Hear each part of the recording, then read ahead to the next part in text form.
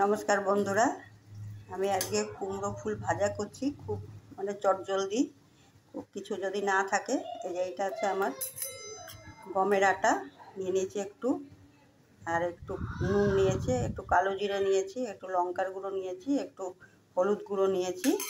আর এই আমার কটা গাছে ফুল ফুটেছিল, কুমড়ো ফুল, তাই জন্য আমি এটা বড়া করব। একটু খুব চটজলদি হয়ে যাবে। মুড়ি থাকলে পরে মুড়ি দিয়ে বিকেলেও খেতে পারেন, বা ডালের পাতেও চটজলদি ভেজে খেয়ে নিতে পারবেন। আমি এটাকে এখন জল দিয়ে করব, বেসনের মতনই হবে। বুঝতেও পারবে না আটা দিয়ে খাচ্ছেন না বেসন দিয়ে খাচ্ছেন। খুব টেস্টও হয়, খুব গরম থাকতে খুব মুচমুচে হয়, বেসনের থেকেও ভালো হয়। ব্যাটারটা দেখুন হয়ে গেছে। এটাতে আমি এখন বেশি এটা পাতলা করা যাবে না, এটা তো গমের আটার ব্যাটার, এটাকে এমনি একটু রাখতে হবে। ব্যাটারটা দিয়ে তেলের মধ্যে আমি ভাজতে বসিয়ে দিয়েছি।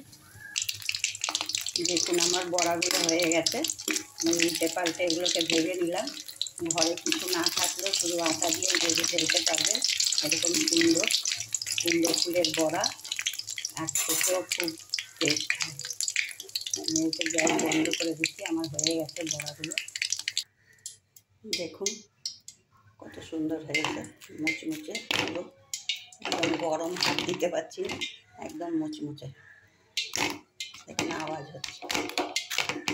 আটা দিয়েই করে ফেলবেন ঘরে কিছু না থাকলে, খেতেও খুব কিন্তু টেস্ট হয়।